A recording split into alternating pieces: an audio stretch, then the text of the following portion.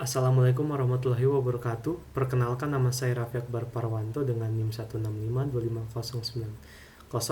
Di sini saya akan mempresentasikan hasil penelitian analisis pengaruh jumlah kumparan terhadap keluaran tegangan listrik pada sebuah sistem listrik nirkabel sederhana. Di sini presentasi ini akan membahas tentang latar belakang, rumusan masalah, tujuan penelitian, anggapan dasar, hipotesis eksperimen, landasan teori, data dan analisis, dan terakhir kesimpulan. Latar belakang. Listrik merupakan kebutuhan utama dalam kehidupan modern yang menunjang hampir seluruh aktivitas manusia. Saya mempresentasikan ini bahkan menggunakan listrik. Namun, sistem distribusi listrik konvensional masih sangat bergantung pada kabel fisik yang memiliki berbagai keterbatasan, seperti risiko konsleting, sengatan listrik, serta kebutuhan infrastruktur yang besar dan belum merata di seluruh wilayah, terutama di Indonesia memiliki khusus sifat negara kepulauan. Untuk mengatasi permasalahan tersebut, transmisi listrik nirkabel menjadi salah satu solusi alternatif yang menjanjikan karena mampu menyalurkan energi listrik melalui udara dengan prinsip induksi elektromagnetik. Dalam sistem ini, jumlah kumparan menjadi faktor penting yang mempengaruhi besar tegangan listrik yang dihasilkan.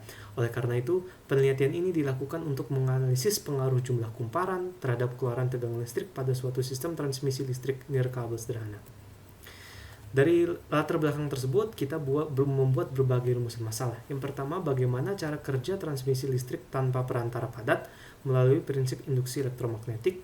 Dan kedua adalah bagaimana pengaruh jumlah kumparan tembaga terhadap keluaran total tegangan listrik sistem transmisi listrik nirkabel. Oleh karena itu, kita berbuat dari rumusan masalah membuat tujuan penelitian ada dua, yaitu mendalami konsep induksi elektromagnetik melalui percobaan sederhana sistem transmisi listrik nirkabel dan memahami hubungan antara jumlah kumparan tembaga terhadap keluaran tegangan listrik pada suatu sistem transmisi listrik nirkabel. Kami menganggap bahwa dalam proses induksi elektromagnetik ini bergantung pada perubahan medan magnet yang memotong kumparan, sehingga jumlah lilin berpengaruh langsung terhadap besar tegangan yang dihasilkan.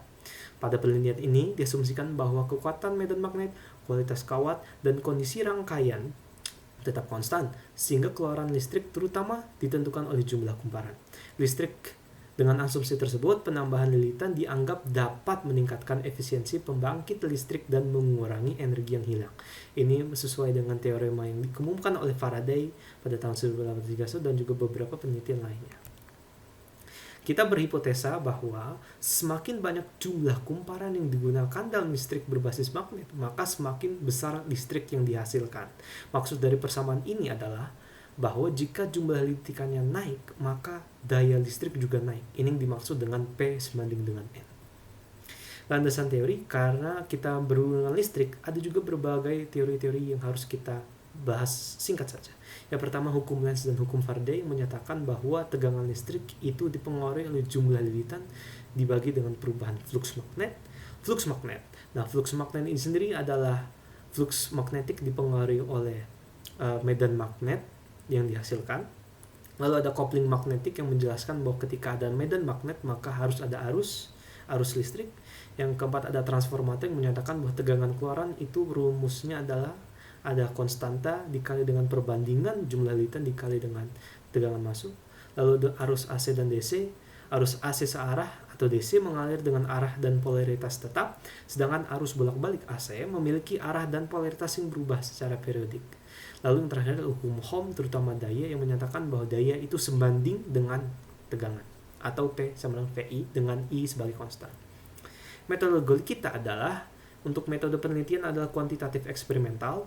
Waktu di tempat Desember 2025 di Puri Indah, lebih tepatnya kosannya Brandon, teman saya. Lalu teknik pengumpulan data adalah unrandom sampling, teknik analisis data itu analisis deskriptif, dan objek penelitian adalah hasil keluaran tegangan dari receiver. Nah, untuk penelitian ini dibagi menjadi 3 kelompok perlakuan. Setiap kelompok perlakuan akan ada 5 kali percobaan. 3 kelompok perlakuan dan penelitian ini adalah sebagai berikut. Kelompok 1 ada dengan 20 kumparan, kelompok 2 dengan 50 kumparan, kelompok 3 dengan 80 kumparan. Nah, di sini ada desain rangkaian yang aku berserta Jovan buat, terdiri dari 2 bagian utama, ada transmitter yang sebelah kiri dan receiver sebelah kanan. Pada receiver sendiri akan diperlakukan pergantian kumparan sesuai dengan langkah kerja sebagai variabel bebas. Di sini ada dokumentasi dari transmitter, di sebelah kiri ada top view dan sebelah kanan ada side view transmitternya. Di sini ada foto dari receiver di sebelah kiri, dan sebelah kanan ada foto kumparan-kumparan yang akan digunakan. Nah, di sini ada video dokumentasi pembuatan rangkaian.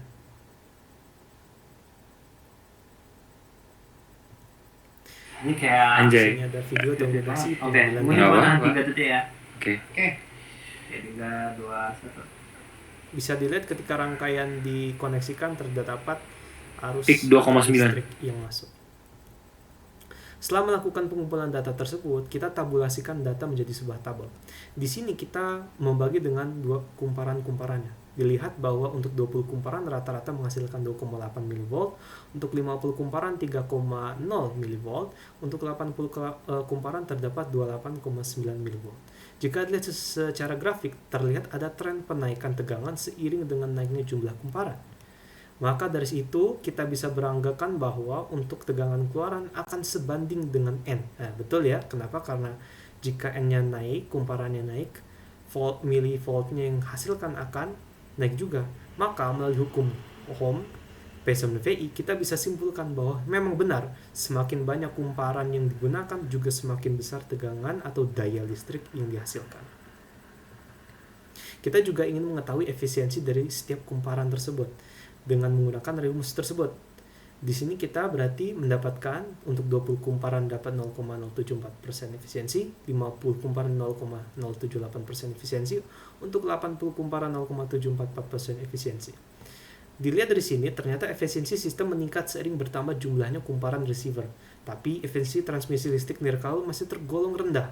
Seluruh kelompok perlakuan memiliki efisiensi di bawah 1%. Kenapa bisa berikut? Karena beberapa faktor. Yang pertama, panjangnya kawat. Yang membesar ini kan hambatan listrik. Hambatan yang menyebabkan disipasi energi dalam bentuk panas atau hukum Ohm. Lalu ada medan elektromagnetik yang kuat menyebabkan energi terradiasi ke lingkungan, dan juga ada beberapa energi hilang sebagai gelombang radio. Kesimpulan, ternyata memang benar transmisi listrik nirkabel dapat dilakukan melalui medium udara menggunakan prinsip induksi elektromagnetik. Jumlah kumparan pada receiver berpengaruh terhadap besarnya tegangan keluaran. Dan juga hipotesis awal kita, semakin banyak kumparan tegangan keluaran yang dihasilkan juga semakin besar. Hasil eksperimen sesuai dengan hipotesis penelitian. Terima kasih semuanya telah mendengarkan presentasi saya. Saya mohon maaf jika ada kesalahan. Saya Raffi Akbar Paranto. Terima kasih. Wassalamualaikum warahmatullahi wabarakatuh.